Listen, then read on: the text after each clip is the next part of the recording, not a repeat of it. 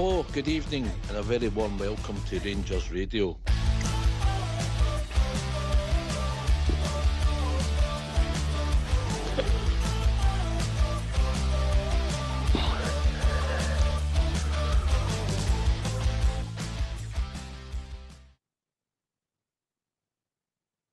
Hello, good evening, welcome to Rangers Radio. Join myself, Foxchair, on the show this evening is the dream team, one and only Southside, and a legend that is Big Stevie. How we doing, boys? Evening, Ox. Good to be on the night in my big mucker on a Wednesday. Match day -1, innit? That's what they call it, innit? I think it's going to be warmer than that, isn't it? -1. Aye, probably. But aye, good to be on the night, mate.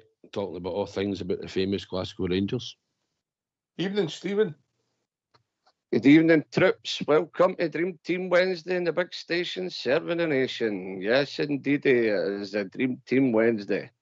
How are you, lads? You're sounding a wee bit healthier, mate. Aye. Okay. You can't stay no well forever, can you? Good. Positive attitude, mate. Positive attitude, yeah? Aye. Oh. So, listen. Sunday's behind it. I think it's all been said, Stevie, innit? Aye. On the last couple of shows, you've covered most of it. But can I just say something about Easter Road? What a dump. What a dump, Ox. See that coming across that wee bridge and then you're walking up to the Grun and you get cattled into this situation. You get cattled in and then they search you and there's people that can't talk one word of your language and it's just an absolute nonsense. The way they treat fans, they wonder people don't go. I really mean that. Older people, they just get fed up with that. What that crap. They try and get into see a football match. Absolute joke. But anyway, it was good to go again and see the Teddy Bears as it always is, win, lose or draw. And but I think my away days are coming to an end. I just the Gruns are getting it's harder to get tickets, and when you get them, you're gone, and what you're buying and what you're actually getting, it's not good, man. The whole package needs ripped up and start again. Scottish football, that's a whole debate. But Southside, some good news there. That's somebody else less trying to get a ticket. Listen, medication not working, man. You'll be there every week. Don't start. I know it's murder when you go up there. Listen, they could open a wee bit at the side where it gives you the upper section. They used to do that at Easter Road, and I don't know why. They're making you stand up in the big queue through all the barriers and they could make it a bit easier to get in the stadium. But it's been like that now for the last wee while. Going through Easter Road, it's a bit of a jaunt for the buses and all the way down to the Grun, isn't it? It's a puzzle, isn't it? We went there with 30,000 fans and they've got in. You go with 3,000, it takes 2 days to get in. It's just the way they do it, and listen, the way they search you and all that, and carrying on. And Stevie says there can be language barriers sometimes and all. What they're trying to tell you. But it is what it is. Listen, Dundee tomorrow night's not going to be much better, and it's not really probably down to Dundee. It's down to the police when you go up there, the way they sort of get and fling the horses in the middle of the queues and all that. And it's Dundee's not been great the past wee while trying to get in there, the turnstiles, but it's mostly controlled by the police outside the stadium that filters you into the Grun. Aye. Can I just moan one more time? Stephen, once you get into the Grun, you try to get something to eat, man, and you get there and there's hardly anything left. You're looking about for a decent pie and there's nothing. And then you get down your 6 rows for the front, there's a roof above you and it does absolutely hee-haw and you're snoring drunk all the way through the game. Absolute hole, hole of a place. Absolute hole. 34. I knew there'd be a pie in here somewhere, Southside. You should have used the ticket in the upper section that worked for you. There was a clue. He's got a point, but the facilities, if you're building anything, I mean, that's a relatively recent stand that the Hibs have put up in it. They've done their growing up recently, and the fact that the roof's only covering enough ground in Scotland, surprised we get wet weather for the majority of the season. You know, the facilities need to improve if they're serious about the game. And I don't think it's just a Scottish thing. I think it's maybe a British thing. That you're going to have to start looking to build stadiums with roofs on them. Because things have moved on. And they're going to move on quicker. That's just me, Stevie, but I get your point about the facilities. I think it was Jim that was on the show, and he was talking about the big banners at each corner flag. You know, I mean, that's taking away a right few hundred bears.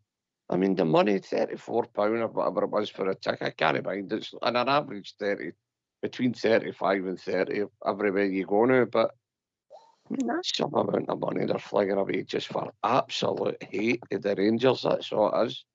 Absolute hate. It wasn't exactly busy, was it, neither, when you looked around the stadium, no?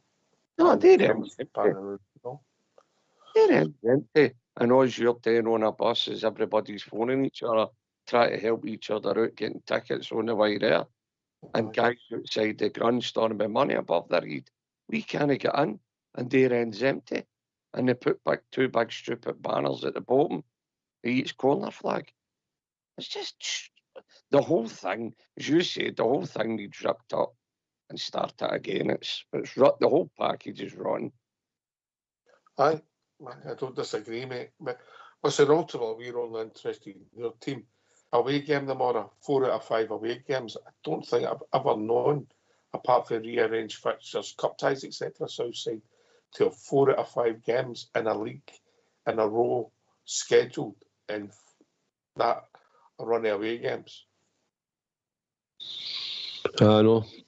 Probably don't know how many home games we've had at the start. I don't know how it sort of works it out, but supercomputer. No, it's how it's worked out, isn't it? It's supercomputer. Yeah. Obviously, thinking at the start of the season, well, that mob will probably not qualify. They're in the Champions. They're getting into the Champions League playing at Hampden. Fixtures come out, take their chances, and aye, it is what it is, mate. We'll just have to go on with it. So, and away game, the record, as you keep telling us, isn't very great at the moment, but let's go to change at some point. We'll go to get that monkey off our packs.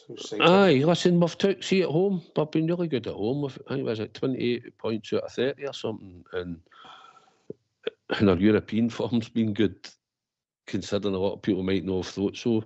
And then, so it's the away form, it's killing us this season at the moment, the consistency levels. But as I kept saying, we've not been gone, and we've not been given earthly. We've been battered at away runs and all that, and you could see we've been easily beat. We've been the better team in the 3 away games, where I told you I felt like coming out of St Mirren and we get mugged. And at Motherwell, we should have, after getting level, we should have probably put that one. We done everything but score again, but we had a right good go at it. And then Hibs should never have got back into that game once we'd even went 2-0 up. But the game went the way it went, and I still think we were a far better team on the day. And we didn't pick the main thing is picking up the points. But what's done is, for May State this season at the moment in the league, has been the away form, and that's what it's shown you. Right. I think the stats bear that out, but we need to get this monkey off our back and move forward.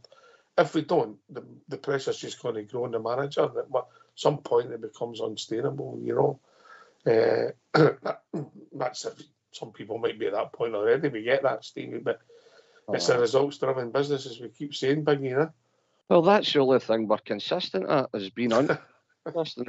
No, I mean that's it in a nutshell. Listen, we could talk about supercomputers and all the rest of it, but Glasgow Rangers, we should be able to go anywhere, play anywhere. The car park, Big Phil said that you sell at one point, we were playing the car park. The bottom line is we need to start getting a bit of consistency around about us. We give them a bit of a gubbing, and we went into that game. Sounds right. We should have won that game at Easter Road. We should have won at St Mirren, but we didn't. That's what the problem is. We need to start getting a run. We need to start finding our feet, because I'll tell you, we're the hardest crowd in the world to please, and there's a lot of people lost faith in the big game.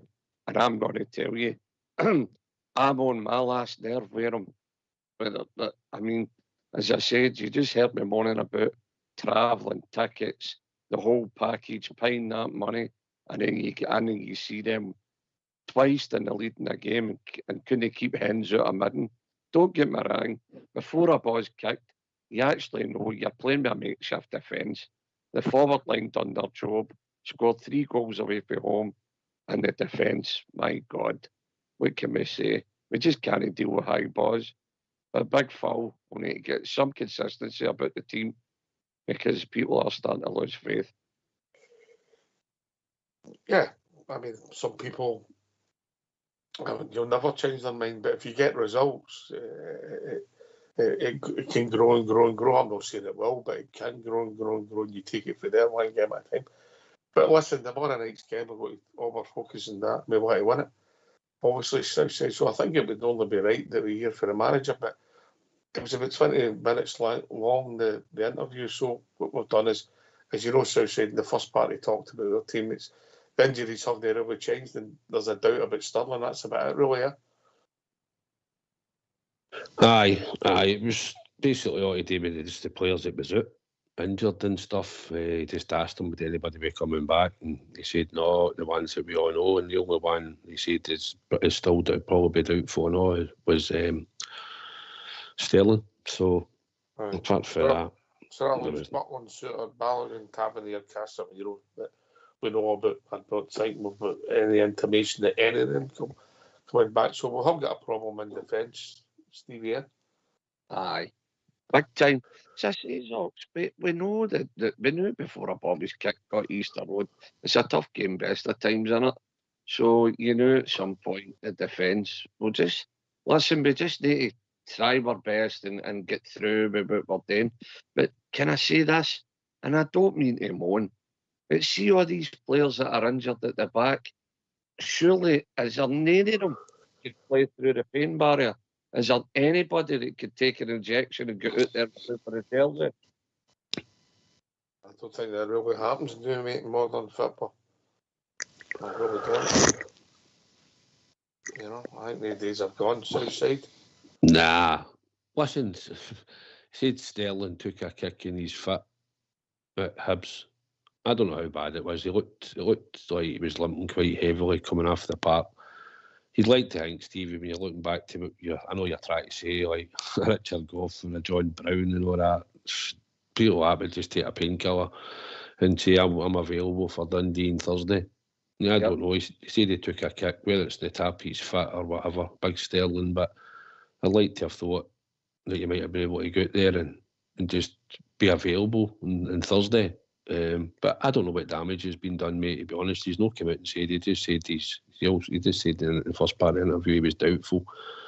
But players have all changed now. They're not really prepared to probably do that. You'll get one or two maybe, but I don't know. If he turns up on Thursday, then he might have, Stevie. If we got there tomorrow night and he's in the starting 11 beside Proper, then you might think he might have took a wee painkilling injection to get him through it. But he said he was doubtful. So, but I don't know the extent. He just said it was a kick to his foot. So, whatever that means, I don't know. You don't necessarily have to take an injection, mate. You can take a tablet. Aye, but whatever, aye. But, listen, we'll assume for our conversation going forward that he's not going to be playing, so we'll have got issues. And obviously, Nico Raskin suspended Southsider. Aye, he'll be at the midfield tomorrow. It'll be a miss. It'll be a big miss. So we'll hear the second part of the manager's interview when he talks about some of the bodies moving, and then we'll open up the phone line, Stevie, if that's all right with you. That sounds like a plan. Then we'll get the bells in. Okay, so let's hear for the gaffer just some of the things about some of the movement in the club. Philippe, the fans at the weekend, you can see they have really taken with Hamza. They're falling in love with him. Normal, yeah, it's normal. But when you look at the club has got a stated project in terms of building a player trading model, when you look at people like Alfredo Morelos, when they were here, they were allowed to leave for nothing. Given the way that Hamza is playing, if he keeps on playing this well, the way the eventuality is that he'll be sold. Would it be wise for the fans not to get too attached to Hamza because he may not be... No, they need to be attached because that helps also the players. It gives a lot of energy and confidence. and we're not the only club in the world who works like that or has to work like that. It's the world of football now, and I had it a lot in my old clubs also before. When somebody can make a next step, a higher step, and it's beneficial for and the club and the player, there's no possibility to stop them. I saw Tchouaméni go to Real Madrid, or Badiashile to Chelsea, or Charles de Ketelaere to AC Milan, or a lot of players in Genk also leaving to bigger clubs. So it's part of the story. I've done it also as a player. So it's normal in football. The other thing is, it's important to know what is the right moment for and the club and the player. That's another thing. So, and those are interesting things. That's going to be something for the future for Hamza. I'm confident about that, but not the near future. I was going to ask that. I mean, you said in the summer, in terms of Jack Butland, he was somebody that the club couldn't think about selling. Does Hamza fall into that category this month? I think it's important now, if we want consistency, that we're not going to sell players who are performing well. Otherwise, it becomes even more difficult. His progress is very fast at the moment. Do you see a situation where the club would improve his contract? Those are things to discuss inside the club, and and that's a good thing now. There's a lot of clarity after this period of 6 months where there was a big vacuum, and I was the only spokesman in the club about things. So there's clarity that this is something for Patrick and Niels to talk about contracts. Of course, I'm involved in those things, and we discuss everything, but that will be on their plate to speak with you guys about those. You've said Patrick's going to speak to us this week, you believe? It's going to be it's not going to take more than 1 week for sure. Do you think that's important for him to set out the plans for the next 6 months, for the next month, so that the fans are aware of? Of course, it's important that the fans know what the plans of the club are. So Patrick is totally involved in that way, also towards the fans and towards everybody outside of the club also. In terms of January, he will say what he will say, but are you happy with what you know about January? That's a difficult question. So every manager wants more, but I'm realistic. So what is possible for the club, I will work really hard to get the best out of that. So that's for a lot of managers in the world like that. There are not many clubs where you can get a blanco checkbook to do whatever you want. It doesn't happen so much. So I know what the situation of the club is. I know what the plan is. I know it's a long-term plan. I engaged myself fully into that.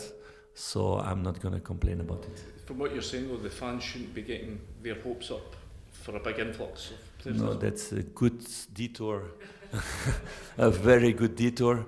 But like I said, we all want to do our role in the club. So just wait a few days and you will get answers around that. It is a difficult discussion, obviously, because you have to be realistic.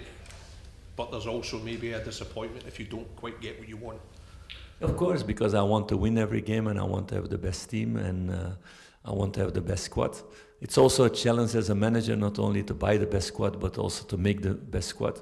It's even a better challenge than to buy one, although it's also a challenge to spend your money really well. So I went into the challenge to make the best squad. With all these people, it's not only me, it's a lot of people in this club, to make the best squad. And that's what we're going for every day.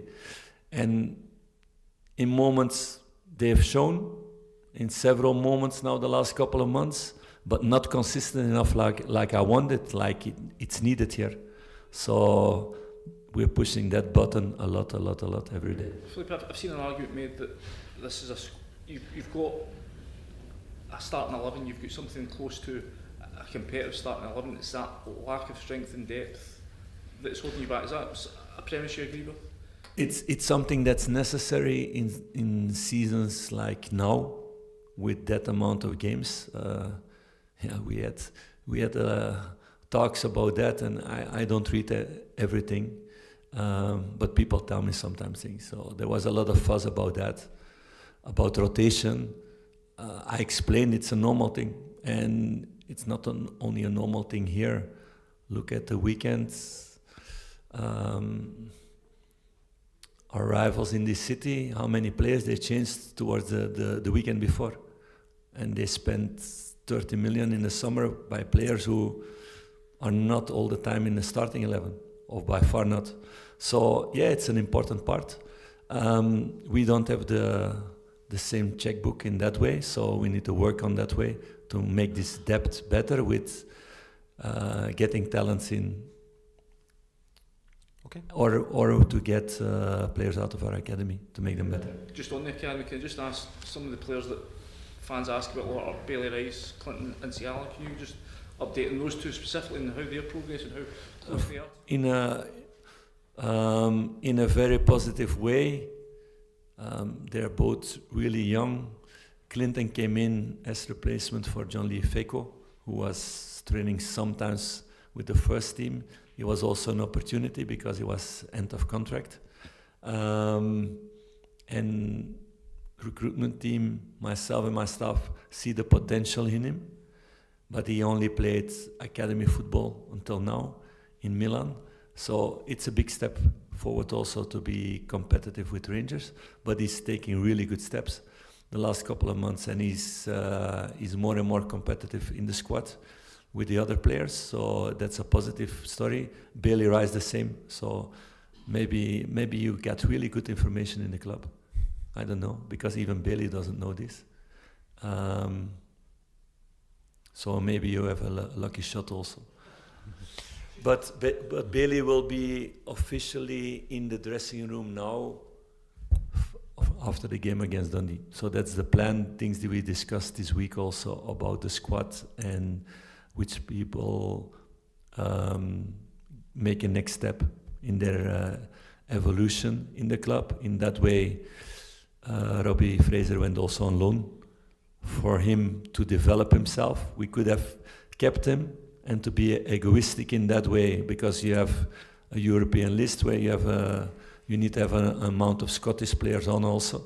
So it was easy to say, no, Robbie stays, because he played also several minutes and did good things for the team, even in different positions. He's somebody with the right mentality, giving everything for the club. But in the next 6 months, with Ritvan and Jefte playing in the way they are playing, it would be difficult for him to get enough minutes to develop further. So that's why we made the decision also that he could go on loan. Although maybe one moment I'm going to regret it along the way, but on the long term, it's the best decision. In that way, Bailey is taking the next step in his project with this club. Very quick. Just a quick word on your opponents tomorrow night. Dundee, what do you expect? You've beaten them 3 times at home since you last went up to Dens at that 0-0 draw. What do you expect tomorrow night? Yeah, I have a lot of respect for Tony. He always puts up a team who's very competitive. They adapt to the opponents. They make it really difficult. They're really good in transition. They have a lot of good players also in transition also. 3 front players, really good in that way.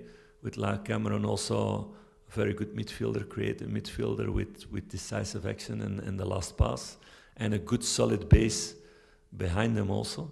So we know it's going to be a game where you need to break open the wall, see that you don't run in the transitions, and they are also good on set pieces, so we need to take good lessons out of the Hips game to be better in that. Not in structure, but in being competitive in those deals, to win those deals more. Why don't you give us a call on 0141 356 1972. It's your show, it's your platform. Let's hear from you.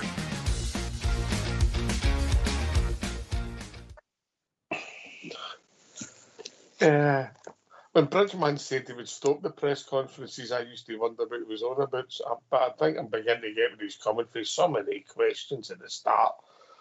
Stevie. Aye. Honestly, you'd think it was a Celtic fan just sitting there with his scarf and that on, asking them questions, trying to find things out. But for me, what I found out what our manager was saying was, I think he's going to get some money, but he's not going to get what he wants. I think that's the way it sounded, as the way it came across to me. Eh? He was going to get he's going to get some sort of money, but it'll not be what he wants, and he'll just need to work within that budget. That's how it sounds to me. And as far as the young players go, well, time will tell. Eh?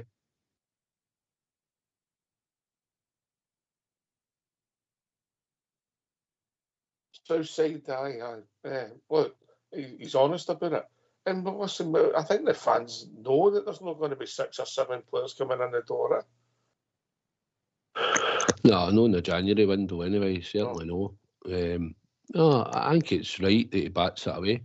No, and says, look, there's questions for the board and CEO and whatever that he address, and just bats them away. He's there to talk about the squad, the football team, and ask them questions. Every manager, if he probably asks them, never gets the amount of money that they want. They always want more. Because they don't want to fail in their job, and if they think they can get better players, they all want to do it. But there's limits and restrictions, and we know, we've already said it on here umpteen times, we could pull 5-6 players out our head now, and they're all taking in over 250 grand a week in wages, and they're no contributing. So that's the most important thing you need to be looking at and saying, well, how do we get some of these out the door? And that would help straight away, never mind anything else. But if you're going to be stuck with 1 or 2, then that's what you'll be left with. But that's a hindrance. Aye, there might be something there. I don't know. We'll wait and see what he's got to say. And we'll listen to what he says. Hope it's not just all wee sound bites and all that you take away from it. I hope he comes out and... But whatever he says, he'll say. Don't expect it to be too detailed. But we'll see. But I'd like to think we'll be able to do a wee bit of wheeling and dealing. Because we certainly need the help. The squad needs the help. It's all right saying we've got Matondo there, we've got Dowell there, we've got Lawrence there, and all that, but none of them are contributing at the moment. And if we could get freshness into the team going forward with whatever it is, then it's better to help the squad, because I don't think a Dowell or a Matondo coming in is really going to help the squad much, do you? You're right, Southside. We need a bit of depth in that squad. We need a bit of depth. I reckon we've got a hardcore 8 decent players. We just need to add to it, but I don't think we'll be getting our hopes up this January window just by the sounds of things. No, I'm not surprised at that, mate. Listen, we could maybe if some of the ones that everybody wants ready were to disappear inside for our clubs, things could change. But I don't think that'll happen either. And I think we said last night on the show that the transfer market's deflated a bit, and there's been very little movement, and you're now slowly moving into the middle 3rd of January, you know. So nothing happens, and it's all done in dominoes, Southside, isn't it? One goes and then it sort of starts filtering and filtering and filtering. Aye. Well, it's down to copying and all. Maybe to get out there and try and contact agents or clubs and say, here, we've got a player here that we want to try and move on. Do you know what I mean? Is any interest to you? And we'll see what happens. It's down to him to try and move players and all. He'll be responsible really for the contracts now going forward, what we give out in contracts, and then when they're coming, either we need to try and sell them if they're doing well and we want to get rid of them at a decent price when that comes along.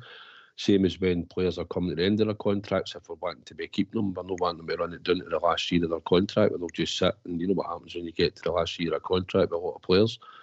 But apart from walking out the door, they contribute very little in the last year of their contract. So he'll need to be more astute and working out with the squad, so we know that we're not getting caught again the way we have been in the last few years.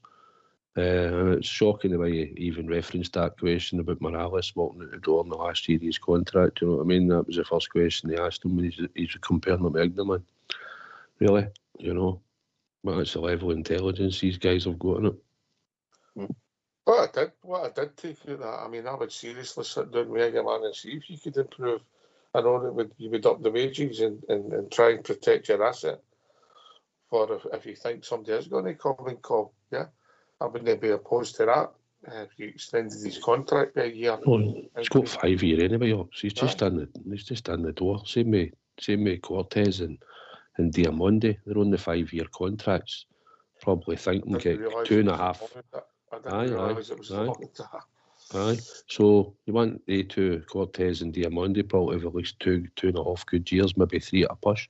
And then hopefully, if they're doing well and they're doing well in the European performances, because let's not be kidded, you don't get took away for what you do in the Scottish Premier League. It's what you're producing in Europe, and people get to see you and showcase you. He's doing it, aye. If he does it, if he goes down to Old Trafford and sticks the ball in the net once or twice down there, he'll certainly get noticed. Do you know what I mean? But at the end of the day, you're noticed in your European games usually, you know. That's where other clubs sort of see you and want to maybe come in and get you. It worked with Livingston. He done well in Europe playing through the middle and it got his move, £9 million, wasn't it? He gets sold for. He was scoring in Europe for us under McLeish. So, and he was scoring in cup finals and that, but on telly, live on telly in big games, and if you're doing it in cup finals and stuff, then aye, it keeps an interest in Britain, but doing it in Europe gets other teams in Europe looking at you. They don't really care what you do in the Scottish Premier League on a weekly basis, do they? Let's be honest. No, not really. Someone else is any us 3 5 years for anything. Stevie, innit? It's been a wee while since I've done 5 years. Listen, Ox, before I forget, I heard you the other day, we were talking about me Eggman, and you said they nutmegged the referee. I said, I'm going to look into that. I sure as hell, he nutmegged the referee, and I think he did it to Hadji cut it back, was it Hadji? And he put the ball in the pocket. He nutmegged the ref. You do your homework. It was me that said that. Do your homework, you. Was it you? I think it was one of these. No, I thought it was quite funny when I seen it back. The nutmeg, I don't know if you've seen it at the game, but the nutmeg, and you might have seen it since, the one he done it in the wing and they said off was arguably worth the mission money alone, Stevie. It was a touch of brilliance, the boy. You know, and he's just getting this X factor that you don't see every day, and hopefully he can keep it up, and he's an entertainer, and you want him involved, and he started scoring goals left and right. He does. I actually thought the hardest finish he had was the header, Stevie. Oh, he's a wee, listen, he's a glimmer of hope, mate. There's no two ways about it. When I go to Mora, I'm looking forward to watching the wee man, because he's gallus. That's what I like about him. He's confident, he's gallus, and he'll try things. And I'll tell you what was it? Right foot, left foot header. It's actually no bad for a young boy just finding his feet. And he has the one glimmer of hope of going. He could become a real star for the Teddy Bears if he just keeps getting better, keeps his head down and just keeps going and learning all the time. I think he could be a good one, because I'll tell you what, he's absolute solid, by the way. He's no easy shoved off the ball or nothing. When he hit the post right to the death, he done everything right and just clipped the post and went away the other way. Tell you, he fought with that big guy. I mean, that big guy was solid, and he couldn't shove the wee man off the ball at all. And he was unlucky, he would have had 4. But he's the one shining light we've got now, and you don't mind paying the money to see the wee man nutmeg a couple of people and stick the ball in the net. He did it in Nice, didn't he? Put the ball through the boy's legs and bent it round the keeper. It was excellent. So it's not a fluke. He knows exactly what he's doing. And brilliant. Wee man's looking good for us. To think what kind of football he was playing last year to where he is, what he's doing now, is night and day. And just let's hope he continues to keep his head down and do the right thing. Big compliment for the supports outside. The tune they use for his name. I know. Still takes a bit of getting used to. Come on. He's a long way for Super Ali. So he is. He's obviously come on and intimated that he's directing that when we got him, they said he'd be a year to get ready, and he's more or less said he's done it within 6 months. Looks like he's got the right attitude. I think nobody knows how he plays, and I mean, I remember looking up at Easter Road and we had the ball in the midfield, and I looked up and I'm like, where is he? He's away out the left wing. You're like, wee man, you're a striker, what you doing away out there? There was nobody in the middle, do you know what I mean? And then seconds later, they gave him the ball. and you're like, right, okay. And he's away, he starts going away playing 1-2s or whatever. He's not always right in the middle of the goal at times when we're bringing play up, when we're building play at times. But listen, everywhere he's been on that park, he's been effective for us. And his header was a cracker. Reminded me a wee bit of Alfie's goal that he scored against Villarreal away, and he sort of just headed it. Just the pace was on the ball, and he just sort of directed it. His looked slightly a wee bit more as if they put a wee bit more power onto it, but no, it was a Villarreal, I'm sure, was it? No, was it Feyenoord? Two headers at Feyenoord, didn't he, be Alfie? I'm sure. I thought he got one. Aye, well, he might have. Maybe it was him, Stevie. But anyway, it was similar to that. But aye, it was. He's got a lot in his. He's got a lot in his game. Like I say, he's solid. He looks like he's built his set up as the manager spoke about before they'll put him into the team. But he's got all sorts of skills and wee touches, and it's just about just guiding him in the right way, and hopefully he keeps hitting the back of the net. And that's a shining light that we've produced. We know, hopefully, in time. We don't want him to go too soon, but in time, enjoy him while we've got him. But still early days, mate. He could go on a run and maybe no score for 5-6 games, and then he'll maybe get criticised or whatever. But the new, he's in a good bit of form, and he's certainly a good player. And Danilo's looked no bad beside him at times as well. He's come on. Yeah, I think he's actually starting to watch him more when he come on, Ox, and I think Danilo's looking as if he's getting into his groove now, linking passes again. He touches now. Aye. Intelligent player, yeah. Aye, and for the bits we've seen him on the park, he can link the play, and see when you've got somebody like Czerny, Bezrami and Hadji there and all, they're all football players, they're all quick in the brain. So we've got something there, they're all football players, optional, they've all got a brain. They're all intelligent. They're nice playing wee 1-2s, that's but I know it's the third goal we scored against Hibs was really good. If you actually seen it for the way we built it up and then played it round about the box out to Czerny and then putting it across for Ignaman to score. It was all nice one-touch football. One of the problems we've got, and I include myself in this, when you don't score the winner, that third goal doesn't matter. If that had been the winner, we'd be talking about it, waxing lyrical about it, if that makes sense, big, you know? Aye. Listen, can I just see the wee interview Eggman done with the boy at the wee Moroccan restaurant? I wouldn't mind a wee night out on there, Ox. He must do some kind of pies in there, south side. I wouldn't mind what's your take on Moroccan grub, Stevie? What's your favourite? No, that's what I'm going to say. What is your traditional grub steaks? What is it? I think they like a bit of lamb in that and tagines, didn't they? Moroccans, eh? Oh, when they turned down a bit of lamb, I fancy that. Roast tortoise down the trimmings. Fancy getting a wee table in that. I heard that you can't get a table in it because it's booked out. Well, it's funny what a bit of one programme does on Rangers TV, eh? Unbelievable. I heard you can't get a table in a place for donkeys. No, they don't for sure. Donkeys. They don't say donkeys. What? No, we're eating donkeys, is that what you said there? Oh, the wee man keeps putting the ball in the poker. That wee restaurant will always be full. But Aye. Listen, mate, just amazing about your support, mate, you know. Let's hope we can go on a run and start getting people out the doldrums, because it's so important.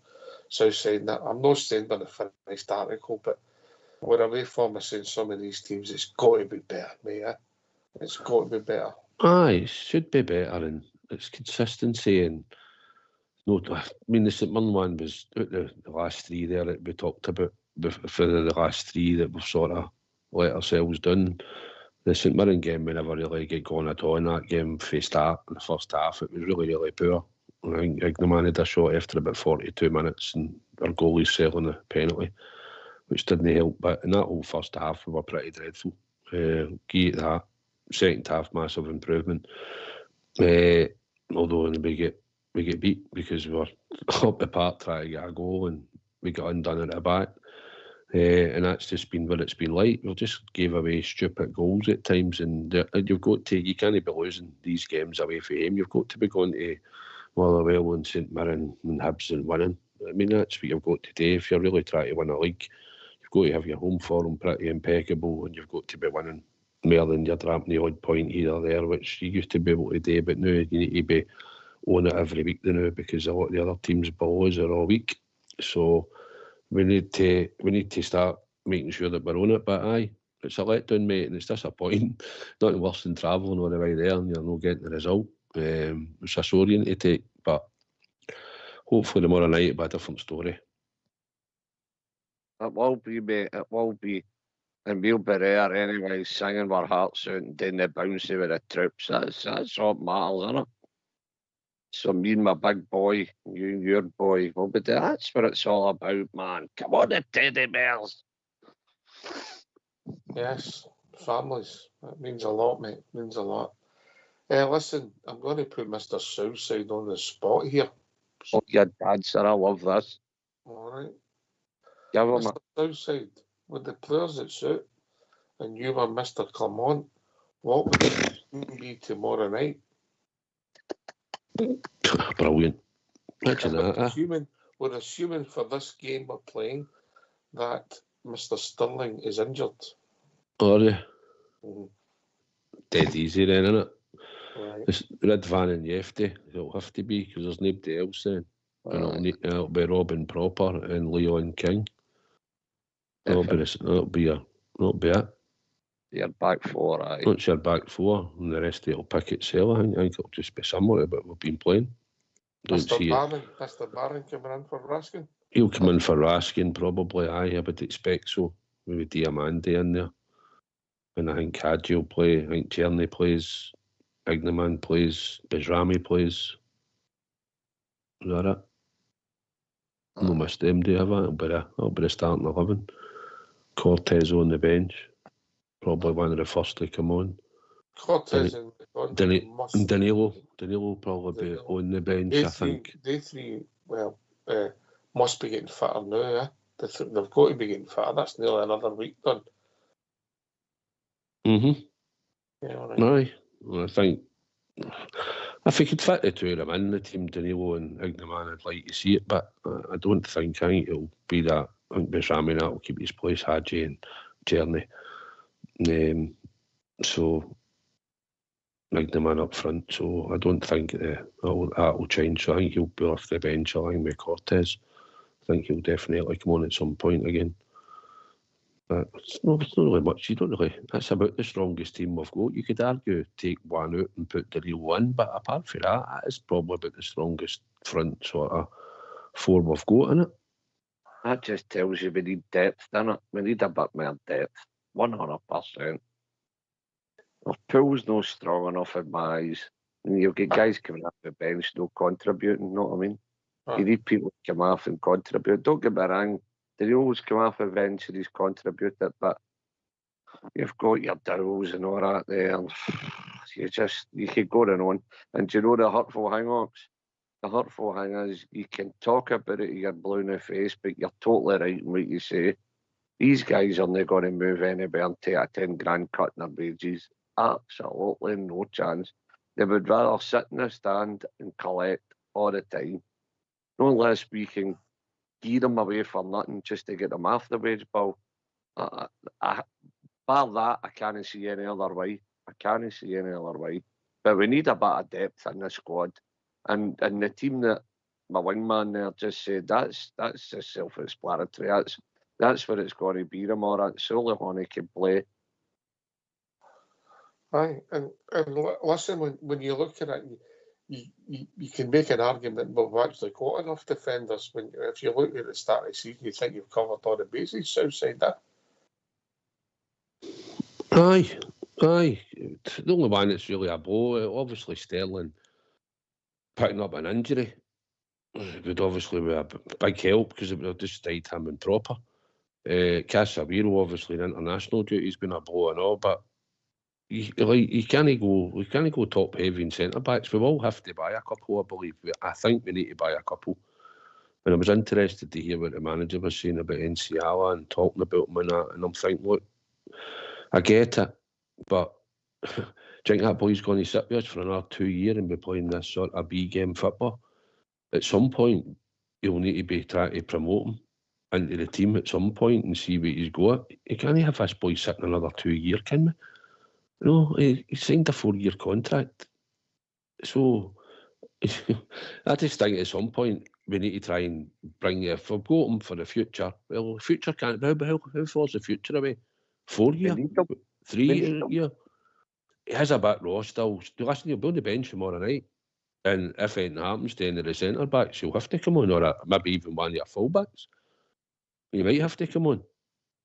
You know, he is still a bit raw, but listen, you've got to learn the game, you've got to come in. It is a hard job. It's a hard job to get, always said, scoring goals for Rangers and a centre back. It's probably, if you're a young boy, it's the hardest two positions ever to break through into. You know, you're not really going to get much a chance. Many number 9s that we had in the reserves and boys that we've had for years have never made it into Rangers as a number 9. You know, and the same as a centre back. The boy Mayo had to leave and go to Kilmarnock and make a career for himself. Listen, we've only seen him once. I know you're a couple of the B teams. Was it with Birmingham? He's a big unit with pace, mate. And I think raw is again. But we were saying Jeffrey was raw, and we were saying Igamani was raw. So you never know, mate. You never know, Stevie. Aye. Listen, we need him. It's as plain as simple as that. If you've got a young boy there, all right, it might be raw, might not be experienced as what we're like, but your back's against the boy. I mean, the young boy's played umpteen games of football. He knows what to do. Just get out there and do the business. Age shouldn't be a thing. If you're a big, strong, strapping lad and you're in that difference, as soon as you pull that jersey on, it should be enough to get you going. End of story. Mr. Fox has asked the question, would you let an apprentice build your house? An apprentice boy. Might say, enter apprentice, Southside. Aye, possibly. Listen, you want to... Listen, he's a big unit, a boy, right?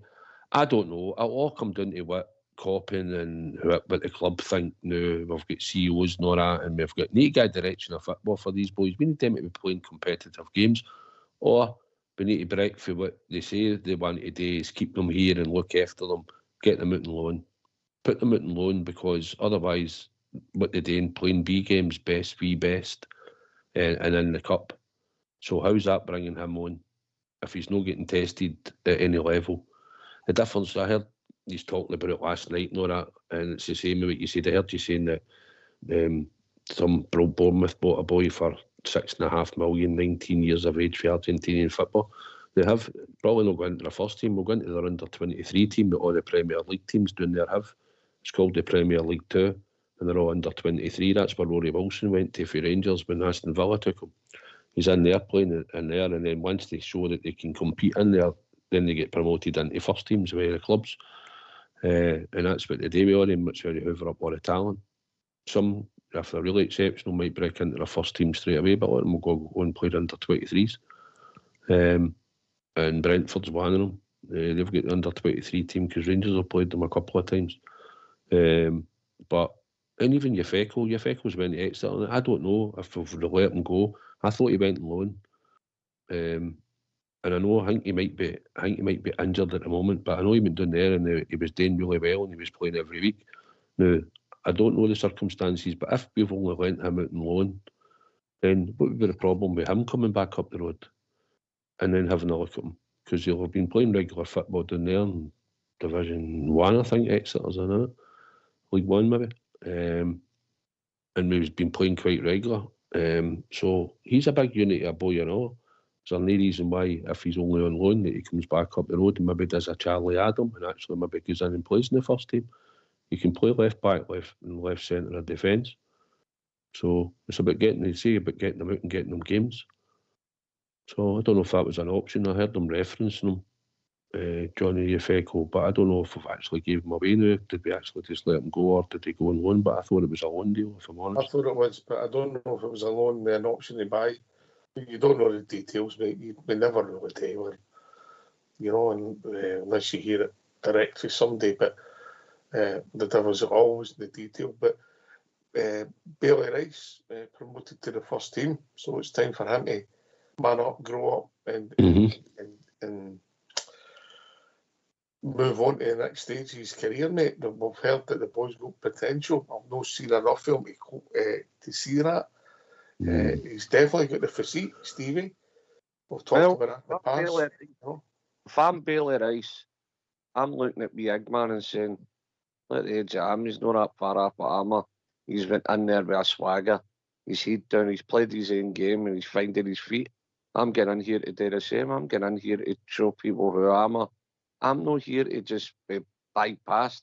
I'm going to take this chance with both hands and get in here and get right in about it.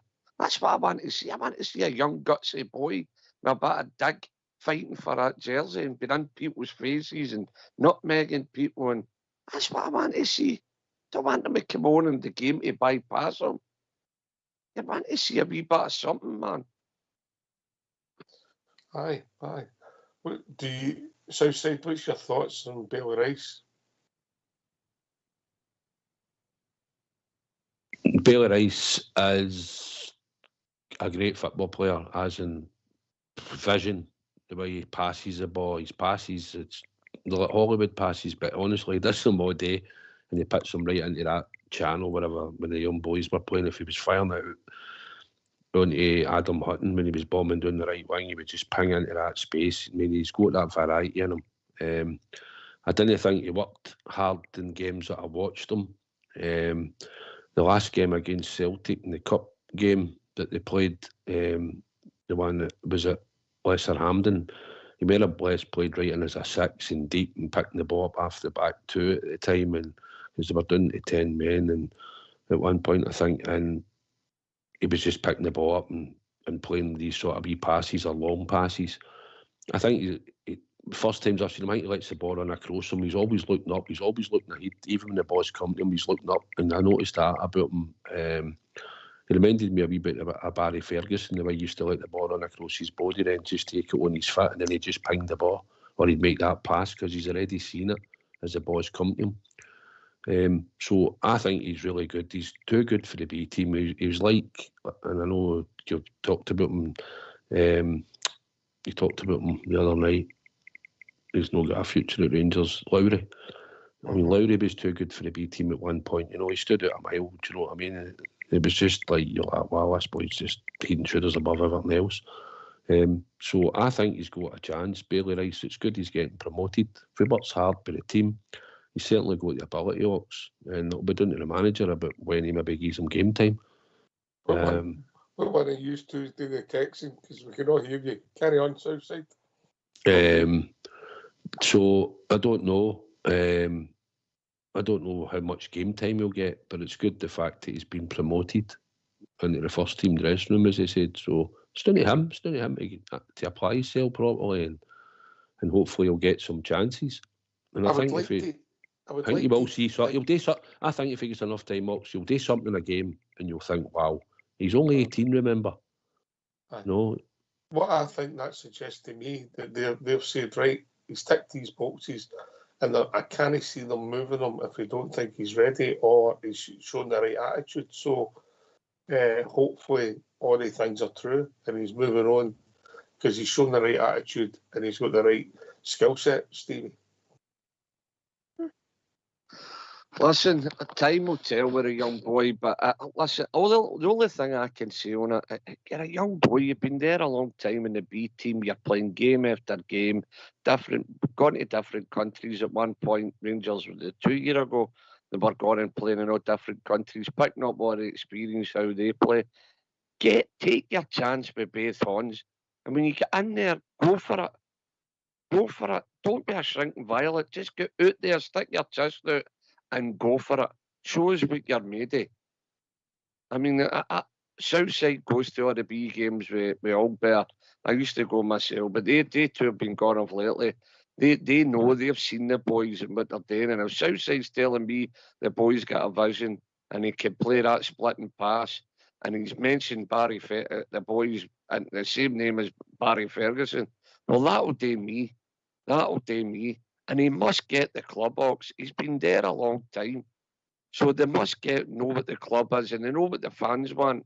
So get out there and do it. Get out there and grasp it. That's all you can really say about these young boys. You can talk about tactics and where they fit in and all that. No matter where he gets put, just get out and do the business. Take your chance. Take your chance, aye. Chance, that's it. Aye. Take your chance. You know, no many players have always got. Oh, no many players. Some players have, but no, everybody's got on the park at the right time in a perfect position. Southside, innit? You've got to go on the park first and then develop. Aye, he had that wee chance in Europe when he brought him on. He did a couple of tackles. I think he got booked into, and he was there. But listen, he'll go into the middle of the park. That's where he has to go, I would imagine. Listen, if he gets a run of 2 or 3 games, right, and he's only 18, he'd have been playing a lot of more games. But he'd probably been in the World team along with Lennon Miller at some point, or maybe just a few months after him, because they were the same. 2 of them were together. At a lesser team, he'd probably been getting chances, or a Dundee United or a Dundee or anything like that. He might have probably been playing, but now he's promoting them. Hopefully, I'm telling you, he'll do something again. You'll go wow, because he's got the range of passing and all that, and I hope he grabs it. He looks a talent. As I said, Stevie, see when the ball comes to me, I used to let it come across his body and all that, and he was already a pass ahead, as if the ball come to me and I'm just doing that with it, and that's what he does in the B team. That boy, Paul Miso, the black boy that plays in the middle of the park as well, is a good big player. He's quite skillful, holds the ball well. And I'd like to think that he might make a breakthrough at some point, I know. But he's mentioned him a couple of times, come on. He looks decent, I know. And Finlay Curtis, again, scored yesterday. 60-odd goals he scored in 2 seasons, and his contract's up at the end of the season. So I don't know what Rangers will do. He's only 18, and listen, if a boy's talented and you can nurture it, that's what we're saying. We've done it with Ignaman. We go and pay money for a Moroccan, bring him over here. He's got a bit of talent, and we're going to teach him how to play football to a higher level, at a higher level in which expected him. So how can you not do it with one of these boys like Finlay Curtis and nurture him and make him into a better player? You know, but we'll see what happens with him. I hope he has a future at Rangers, but it'll be down to the management at the background and who sees him and who's watching him. But I know his contract's up at the end of the season, and he's a good wee player. Every time you read about him, every time you read the reports, he scores a goal, doesn't he? He's been in about the first team and that. You know, he said, I'm sure he come on in a game or something like that. I'm sure he's been on. He brought him on in a couple of games, and he's been in the European squads. But he's not likely to come on, but he's there. So he gets the experience of travelling and all that with the first team and training with him and that. And I know he's been up training. I don't know if he's been promoted up into the dressing room. I don't think he has, but I know he trains a lot with the first team as well. But listen, it'll be up to you. Aye. Can I ask you a question? What about Lovelace? He scored the other day, I know. Contract's up at the end of the season along with Archie Stevens. And Archie Stevens, I think, is now improved even more than I did watch him a season ago. I would say if you wanted to play somebody in place of Cherny and you were using a young boy, it wouldn't be Ross McCausland for me, because I keep telling you he plays Ross McCausland out of position, and it's not the boy's fault. But Archie Stevens could go in there and play and come on, I think now. But I think he'll be hunted again, because a lot of clubs he was sought after. The 2 of them were sought after, and we got the 2 of them, and we put them on we gave them the contracts and that. And then obviously Archie Stevens had 1 wee injury, but he's played all the time more or less for the B team, and Lovelace has been out injured a few times and that. But they 2 will get into England. They'll be well sought after when they leave us, and we'll see if they get a career. But I do believe clubs will definitely be taking them if we don't keep them. It's what might have been. Very true. I've not seen Stephen apart from some of the beer teams I've seen on the box, mate. I've not seen him live. That's Stevens had offers for Europe and all that when we took him up the road. There was clubs in Europe, Belgium and all that, France and that were wanting them and stuff, and a lot of teams in England wanted them when they chose us. But he's not kicked on the way probably I thought he might have kicked on now. And we need players, and we need, as you say, but we're not winning, Ox, and we're struggling away from him, and we're saying, we'll just fling Archie Stevens in tomorrow night, and we'll fling Lovelace in, and we'll come down the road by a draw, and there'll be turmoil. They're not going to get a chance now, really, are they, to be honest? No. No. Anyway, talking about chances, get yourself on mute, because we're going to have a tune.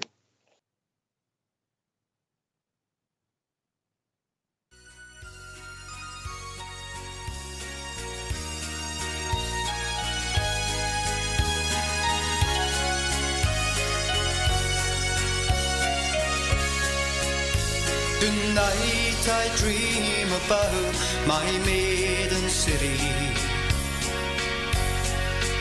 I'll go back to the days I spent there as a boy.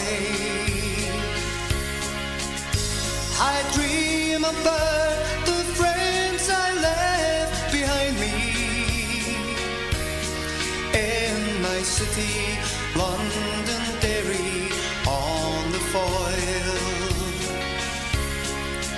Well, my mother, she writes to me here twice weekly, and she tells me all the things are going on, and she tells me of the bombings and the shootings in my city, Londonderry on the foil. But tonight I lie upon my bed, I'm dreaming. I am dreaming of the friends I left behind, and I dream about my sweetheart and the fountain in my city, Londonderry on the foil. But once more I'm coming home aboard the steamship. On Loch Foyle once more I'm passing by Culmore, and I see those old grey walls still firmly standing there round my city, Londonderry on the foil. I can see the old cathedral, it's still standing. I'm not far away, the old memorial hall, and I see the crimson banner, it's still flying over my city, Londonderry on the foil. Over my city, Londonderry on the foil.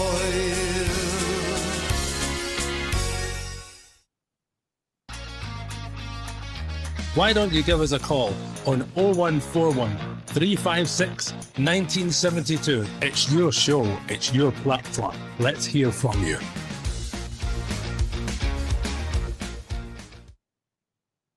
You enjoy that number, boys? That'll do me. Yep, I was waiting for you shouting where, Stevie, during the song. Yep.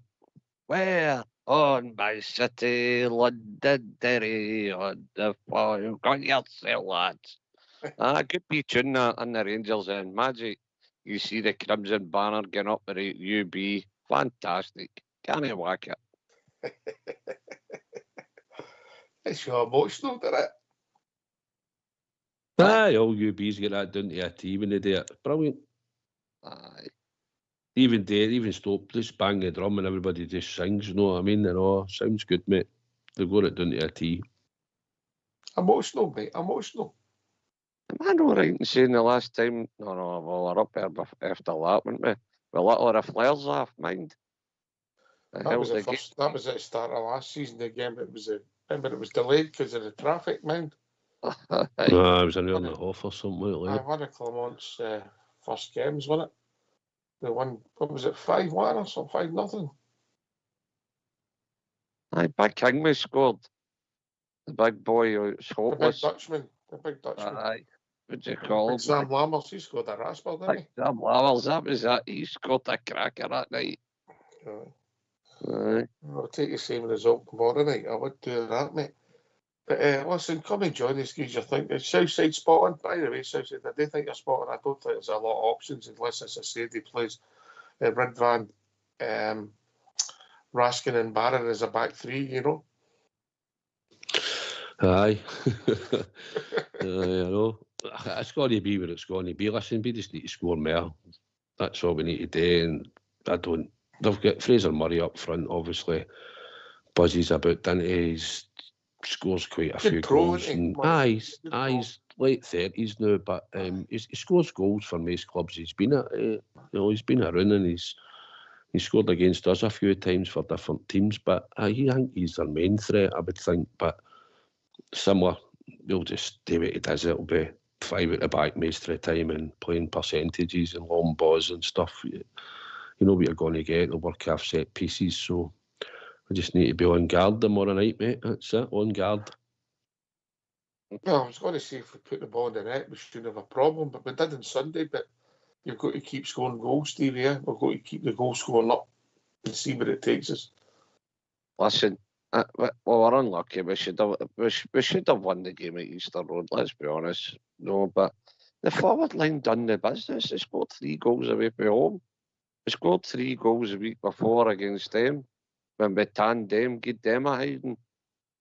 So I've no doubt in my mind the bother. There's going to be goals, but it's just about trying to keep the back door shut for me. You know, that's got to be the hard bit of the game, because we just can't deal with a high ball. It's as plain as simple as that. You put a high ball and he's in the mix, and 99 times out of 100 it falls to the opposite team, you know what I mean? Just, it's horrible defending. Some teams don't even need to play decent football to get a goal. It's just sheer luck that just falls to them, you know, and that's the annoying thing.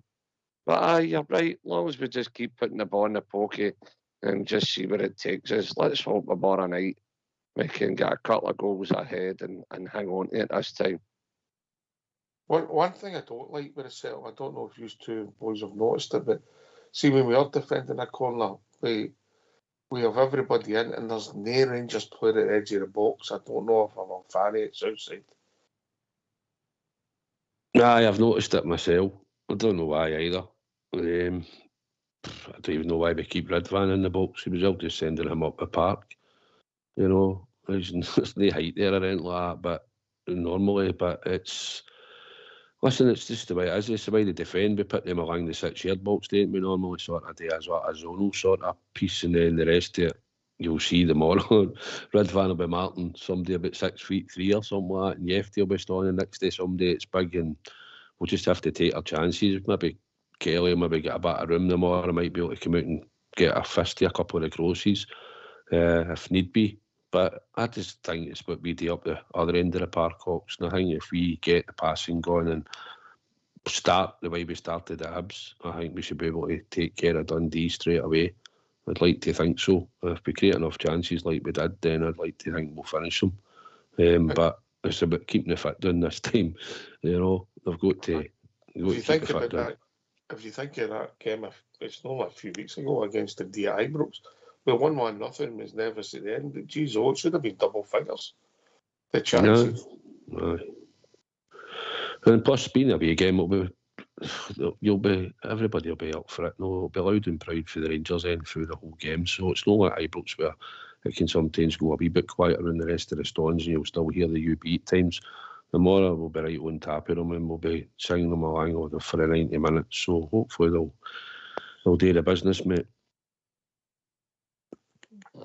Aye. Hope you're right, mate. Hope you're right. But I think if we keep the form in the forward line and we keep the ball a bit smarter in midfield, big game for Barron potentially tomorrow night, Stevie. Yeah, I'm not saying he's fell out of favour, but he's not that many minutes, and he's not really done much with the minutes, the cameos we've seen him. So hopefully he can get back to his form that he started the season, because he was playing well for us. Listen, Oxy came in and he hit the ground running, the wee man, didn't he? Because he knew the Scottish game that the rest of them did. They were finding their feet, so he fit in there quite good. And if you're Conor Barron tomorrow, you're wanting to come in and put a marker down, aren't you? You're wanting the manager to see right, I've come in here the night, I've dictated the play, I've covered every blade of grass, and I've had a great game. So he knows he can count on me. When Raskin's not there or whatever happens, any injuries, he's still got to prove to people himself. So I hope tomorrow the wee man comes in and he gets right in about it and he's a right good game. He's a good wee ball winner and turning things over. And just let's hope the wee man does the business when he comes in tomorrow. Because I'll tell you what, Raskin has been excellent, I've got to say. Raskin's been absolutely fantastic for us. And he's got big boots to fill, the wee man. But let's hope he can come out tomorrow and have a decent game. He's the benchmark. And also, if Connor does have a good game, you've got that. Maybe he's fighting against him and Diamande because they're playing in their roles and you've got competition. And that's what you're looking for, Southside, isn't it? Well, that was the issue. When he first came in, that was the only competition we had. It was Conor Barron and Diamande, really. Because there was no Raskin, there was no Hadji running about him that he could put in. Bezrami was away, playing international games, come back, play a game, we're trying to fit him into a team. So he came in and he stood out because Diamande at times was having patchy games. But obviously the standards went up now because Raskin's come back fit, can come into the midfield, and by all accounts you can see the difference at the moment in the player and just the mere experience of what he's got. So the wee man now has to go in and compete, and hopefully tomorrow night he'll come in and have a good game, do what he's good at and drive us forward when he can and make sure he cuts out stuff and just has a good game, mate. And it'll be doing him to fight now. It could be between him and Diamande in time, should the midfield. But the now he's getting his chance tomorrow night because of Raskin's suspension. So I'm hoping he can come in and he'll show us what he's got. He's good in some things, and Raskin's better than him and others as I've watched Raskin. He's been outstanding, let's not be kidded. He's shown his stuff since he's come back. But listen, I like the wee man. I hope he's got a big future at Rangers. And tomorrow night I'm hoping it's a good game as always, bud. Aye. Listen, I don't know if it's fair to say he get dropped. It's just that there was a change. Raskin came in, mate, and to be fair, he took his opportunity, and I think you said outstanding. I think that's fair, Stevie, isn't it? He has been Raskin. Oh, Raskin for me has been great. Absolutely fantastic. There's a lot of people want him to stay the permanent captain. But I don't know what happens there. But listen, I'm just glad Nico Raskin's get through the injury bit, got his game time, starting to get fitter, and he's starting to command and showing us what he can really do. He's starting to be the player that we first bought again, and he's been absolutely fantastic, Ox. And I'll tell you now, if he keeps playing the way he's playing, it'll not belong to somebody's banging on my door looking at him. Trust me. Ox. Yes, mate. I'll ask you a question, put you on the spot. Okay. Who'll be captain tomorrow for the Rangers? With your team? No, your team. Aye, but my team, aye. Right, okay. I think when I look at it, I think the manager will go for Robin Proper.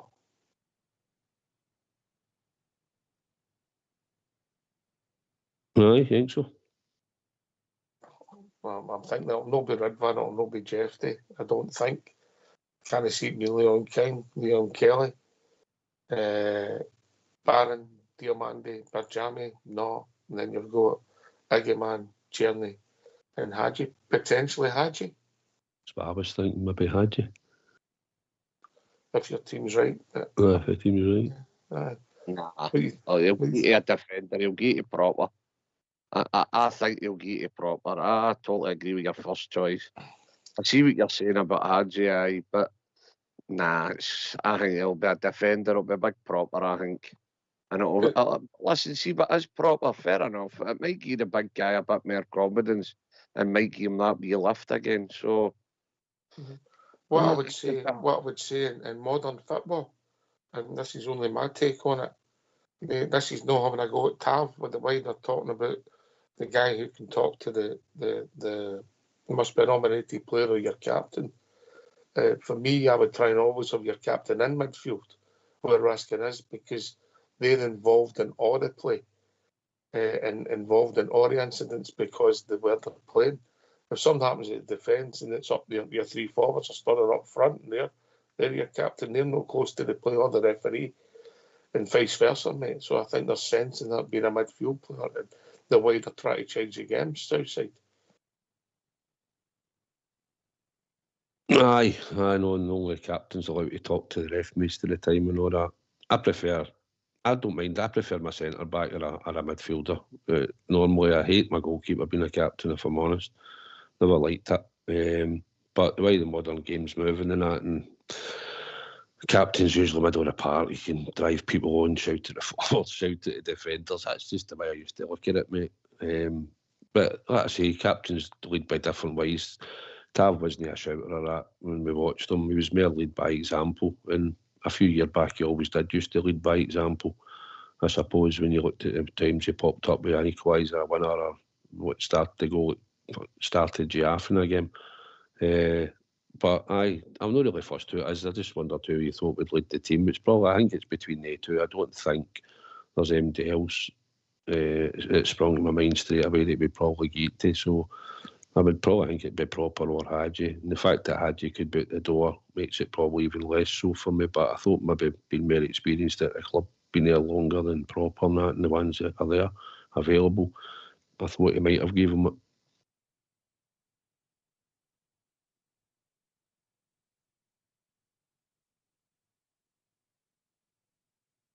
I can't argue with that. I can't argue with it. You've said there, Southside, you know. It's Do you think if Hadji could go this one day, Southside? I think if somebody comes in for him, then aye. I think they probably would take it, definitely. But I don't know if anybody will come in for him. If he's going to sort of play in the form that he's on and contributing and assisting and scoring, and looks like he's up for the fight for the team, like he could easily chuck it off. His attitude's been really, really good since he come back. Anytime I've listened to him, he said I want to play football, and he's explained what the club was about the other day and what we should be doing and make sure we're winning away for him and all that. So he knows what it's all about. And I can't think that you can't lack a boy for heart or effort for what he showed us, because I think since he's come back into the team, might not have always played great and for a full 90 minutes, but I think he showed the right attitude and application. No, he's a decent young fella, mate, isn't he? Whether I'm critical of parts of the game, but I can't. He's a decent young lad. No, I know he's no young, but you know, he's, the way he conducts himself, he's top drawer. You know. Right, okay, we're moving into the last wee bit of the show. Let's hear from you. Why don't you give us a call on 0141 356 1972? It's your show, it's your platform. Let's hear from you.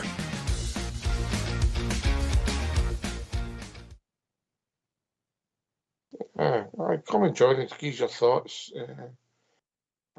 You care who the captain is? It's not something I get too caught up in. I think sometimes the influence of a captain on a football patch is over-egged, if I'm honest. That's my personal views on it. You know, I like the captain. Yeah, Stevie? No for the Ox, no for me. No. Your captain's there when the heats get down a wee bit, your captain's running about, lifting your players, telling them to come on, grabbing them with a scruff of the neck, picking them up off the deck. You know, I seen a wee bit of that with Askin the other week. Our players on the ground and he's been earned, picked them up and he spoke to them and gave them the wee slap in the backside. Come on. You know, your captain, I like to see a captain. I like to see a captain. You don't do that with Raskin, don't do that if he wasn't the captain, mate. Huh? The type of fella he is, would he not do that anyway? Aye, probably. The mayor, I think a captain, I mean, it's more off-field and all. He's got all these different things to deal with off the field as a modern day captain, but just I like to see a captain telling Sherrick and the players, Sherrick, come on, you see them going like that to him, well, come on, you can do better than that. Come on, get yourself together. I like to see somebody on the field try to pull a team together. Aye, for me, a captain's very important. Might not be for other people. I just like to see a hardy captain try to make sure the team's, everybody's pulling their weight, you know what I mean? And lifting the team when the heat's good down. You know, your captain's there, you know. Leading by example. Plain and simple as that. And look at the history of captains Rangers have had all the years. I get it. But I think the game's changed, mate. I think the game's changed. You know, but I listened, we've had some fantastic captains, you know. Greatest ever Ranger. And then you moved into an era with a few captains and then it settled down with Butcher and Gough. You know, because between John Gregan and Butcher, there was a lot of captains at the clubs outside, wasn't there? Big DJ. Aye, no, I like Big Goffy and that, no. But I think your captain's important. It might be getting out the sort of game to a certain degree, but if you've got anything about you as a football player, maybe if you're a wee bit older, maybe say 25, 26, you've been playing, if you're getting young boys that are at 19 or that, some of them have got a wee bit of attitude about them, but they might not be too vocal in a dressing room. But if you're in the dressing room, I think it shouldn't really matter. Captain on the park, but you should have something about you that you want to win. And if you understand what the club's about and they know what it's about, and they know they've stood there and had been barracked after the fans at the end of games and all that, so they've all had it. They know it's not acceptable. We need to get a consistency. They need to be winning all the time. And it's hard for them to understand now, and they're young boys and they're trying, and even ignomans try to learn these way in the game. And we're saying, wee man, keep going the way you're going. You need to score all the time because we can't take defeats. And they've got to grow into that because that's the club they're at. They might have got away with other clubs if they go to them, but no here. So it's all about the learning process and growing up and that. So that's what you've got to install into them, Stevie. But have to try and make sure it's consistency levels. We've dropped the points because we've been inconsistent and we've not turned up 45 minutes here in games and all that, which isn't good enough. And that's what's cost us the away games. Home form's been good, 28 points out of 30. And the European performances have been really good. And we've done well in them. So the away form we need to address, but we need to address it with more players, and hopefully we'll get something happening in January window because we need reinforcements. Let's not be kidded. Can you put... Yes, Stevie, carry on, mate. I was going to say there, right, I've been going on for God knows how long on this show about Rangers not having enough iron in the team. Do you think I'm just a dinosaur at the fact that but just listen to some of the stuff you saying that the game's changed and modern day captains, and I just feel as if Rangers haven't got enough iron in the team, right? And I know you might say, aye, but back in the day, you know, that teams were different then, and you know, there's more, for instance, sports scientists and all that carry on. I mean, I just don't agree with... Some of your team did the first supper, no sports scientists, mate. But you know what I mean? You leading up here to tell me you're wanting Porteous? Not at all. Not at all. No, never. Never. No after what that man done to a war monument. No chance. Well, you ever pull on a blue jersey? No chance. No chance, and I hope that the Rangers... I don't disagree with you, mate, particularly in the midfield, and I think my centre-halves can be very physical. Yeah. I think we are like... When you see Dowell come on, physically, and if you remember when he started with the club 18 months ago, in the pre-season, it just shows you how you can't judge. He was making tackles, you're saying, oh, here, we've got somebody here. It's not going to be messed about. You remember Southside? When he first came into the team, it was the pick of our players in that pre-season near enough, along with Lammers, weren't we? We thought, oh, they two are all right. Two big boys bring a bigger physicality to the team. When the season started, how wrong were we in the pre-season? But however, Stevie, if you, what is it they say, a good big un's better than a good little un, and there's sense in it in certain positions, you know. But you've also got to be cute as well, because you can't do the things that you used to do. Well, we can't do the things the other teams seem to get away with, mate, if that makes sense. But could we do with some more physicality in my team? I don't disagree with you, mate. Aye, we're refereed at a different standard. Aye. But we have had. Look, Kamara played midfield. Stephen Davis, Ryan Jack obviously was probably a wee bit of muscle, you might say that. But I mean, many times did Ryan Jack fly into tackles, and then obviously we had Joe Aribo. You done a couple. Like you got a couple. You get a nasty one at Partick Thistle. I think was it Partick Thistle or something for Hull in a cup game or somebody took a sorry enough one of them. I think. And Joe Aribo went in there and played from time to time. Scotty Arfield. No, they're no physical players, but they're football players. Sometimes I think we get a wee bit overhyped. You want somebody commanding in the box. I know there's been rumours about him, right? I'm no saying I'd have him back or not have him back. But see, like Big Katic, he was dominant in the air. Somebody can get. I know, I've seen it. But he was dominant in the air in both boxes. No, he'd cause problems when you're taking corners. He'd normally get his head on it for us, or be there or thereabouts, and the same in the rain area. He was always good in the area, attack things. He was powerful. He wasn't a great passer at the time, but we needed some big golfers like that, go out and attack the ball, go and win it. No, we need a commanding centre back that can do that job. Probably two, to be honest. Aye, and hopefully they'll be able to play a bit of football and all, but I'm not worried. You need to have these type of players in your team, or one out of the two. One's a bit better on the ball taking out than the other one. I don't care if he can't really pass the ball that great, as long as he's dominating balls in the air and doing his job in defence and doing what he should be doing. That'll do for me. To start with, you can work on his technique, can't you?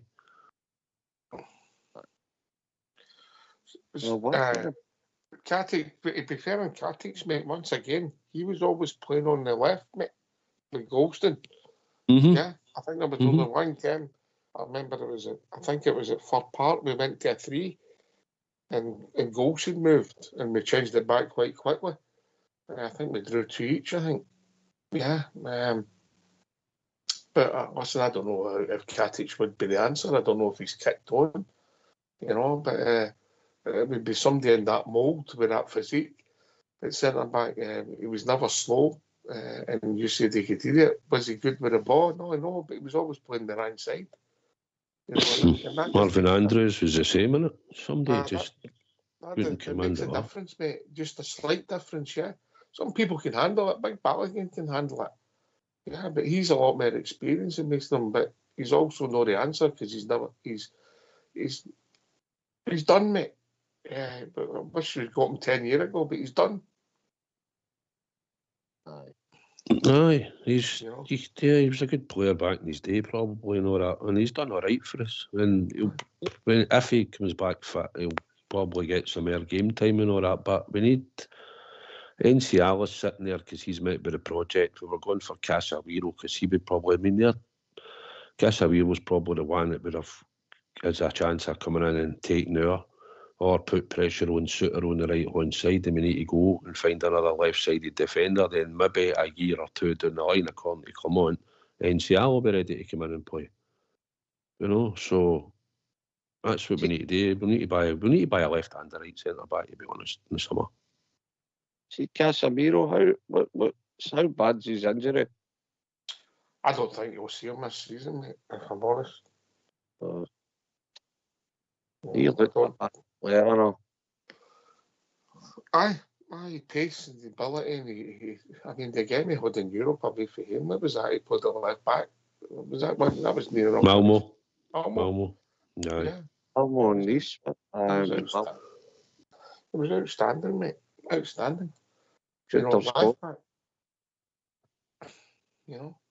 But it's interesting. But Steve, you get back to your point. I don't disagree that we need more physicality. Horses for courses, and sometimes it's an asset. I've got a question for you too, and I'll go to Stevie first. We've talked about with a weight problem and all that. And it's changed 180, mate. I mean, at one time we weren't making any chances of scoring goals, and the defence was all right, making the odd error, and Tynecastle, and even the games we won at Tannadice and St Johnstone, the defence done their job of keeping a clean sheet. But it's went the other way. We're now scoring goals, and the defence isn't doing their job. Can you put your finger on it, Stevie? Well, it's just plain and simple. Injuries, isn't it? That's the only reason your defence is depleted, isn't it? And we're scoring goals for fun now. And it's just as plain and simple up top as in people are starting to find their feet. The wee man scoring for fun. You've got Tierney's coming in scoring all the time. And then you've got Danilo coming on off the bench and making an impact. But as far as the defence goes, injuries are just depleted is terribly, isn't it? I mean, we're doing to your boy King tomorrow. I mean, dearie me, he's hardly kicked a ball for us, and the boy's getting flung in again, you know. So it's just as plain and simple as that. I mean, I don't know how else. Maybe Southside's going to describe it, but I just see it as injuries at the back and people finding their feet up front.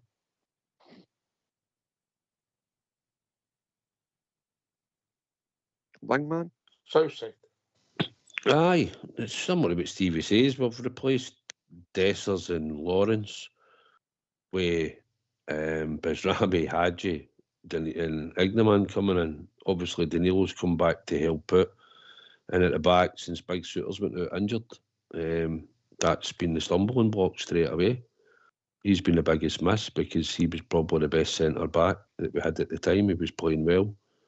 And the run of games that he's had playing for Scotland and all that, and having to play the games every 3 days, eventually took its toll. And he made a pass, and then next minute he looked about, he was sitting in the grass. Because we didn't have the quality to change and give him a rest probably in the games that we had at that time, because they were vital. So he's been the big miss, I think, at the start of it, and then it's just since Balogun. Obviously, Casemiro at the start went out with injury international duty, but John Suter for us, I think, has been the big miss. He'd have been there to help anybody that played on the left-hand side, and we were doing to the bare bones. We were relying only on King, and Robin Proper tomorrow, and Proper's going out for the next game, he'll be suspended. So, aye, but I don't know whether we're going to go with any centre-backs as a stopgap or not, to be honest. Because eventually Suter will come back, probably at the start of February or something like that, I would imagine. We've got to be looking, the first replacement, we've got to look to replace Balogun, yeah? Aye, but that'll only be if it's possible. There's no point in making a rush move in January, just... No, they might have somebody in mind. If the deal's right, mate, you've got to do it because we're desperate. We are desperately short. But when they are fit again, we're not desperately short, but the trouble is if you throw Casemiro and Sterling in there, who can help you, and they're also injured, it becomes an issue, doesn't it? Aye, you should be juggling at how long Sterling going to be. Is he going to be fit in the next week, 10 days? Aye, possibly if they say that. So then go, right, we can still use him at centre-back. We're still well short. And then obviously you're going to have the next 2 European games coming up shortly, I know. And who's in the squad and who's out it, because we'll have no Danilo or Hadji in the team for that, so you'll need to be juggling it with players again anyway.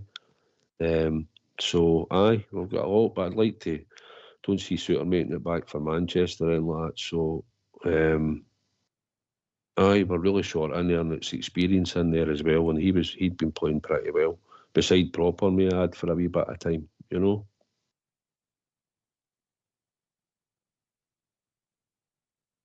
Listen, we thought the injuries were bad this season, last season, but arguably they're worse this season. If you take the amount of money it's missing, you know, it's frightening. The Matondo and Lawrence, and then you've got Casemiro and Suter and now Sterling. And we can't catch a break, if we're honest, Stevie.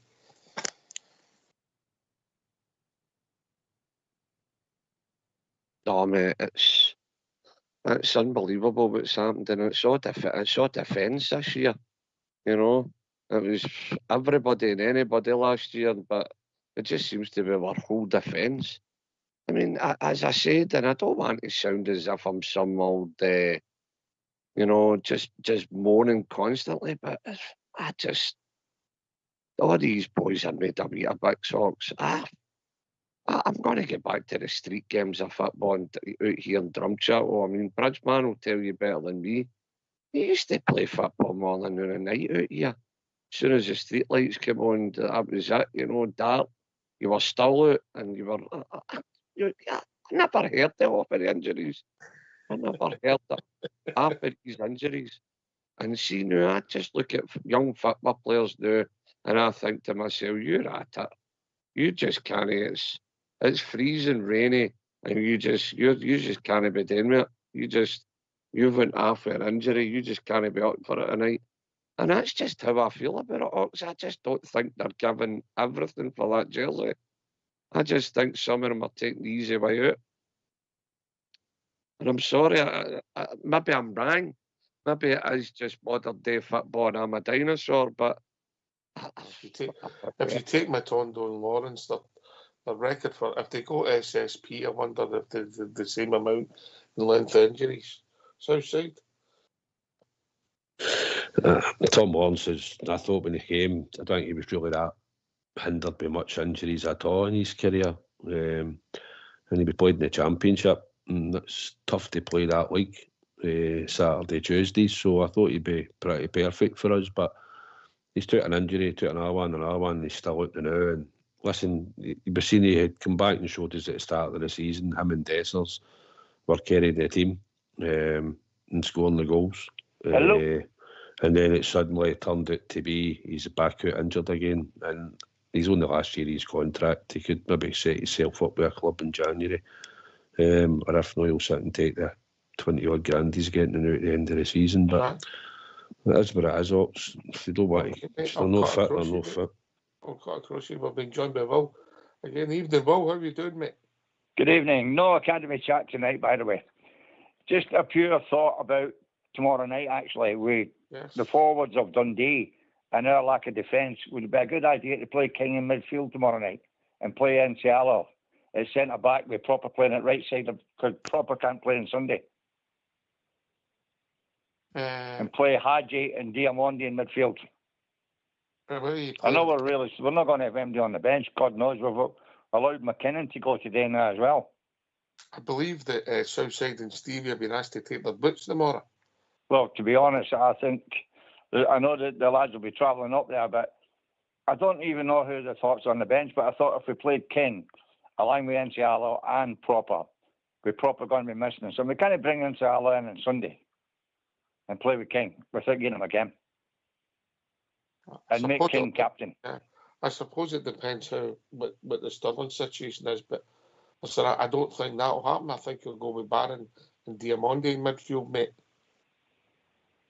Yeah, as I say, I would play Hadji and Diamondi in midfield and play King in the centre of the midfield, just for a bit of cover. Because that Simon Murray could run riot against Proper. And the other lads scoring goals there. I mean, they've scored nearly as many goals as Rangers, by the way. And they've conceded twice as many, by the way, as well. But we've seen them at Dundee, mate, the Ibrox. It should have been double figures, so they put the ball in. Yeah, I've just only seen the highlights of the game, unfortunately.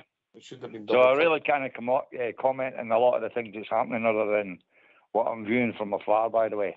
But I just thought we're going to be... I don't even know who's going to be on the bench tomorrow night, because Fraser's gone, McKinnon's gone, and Devine's about to go.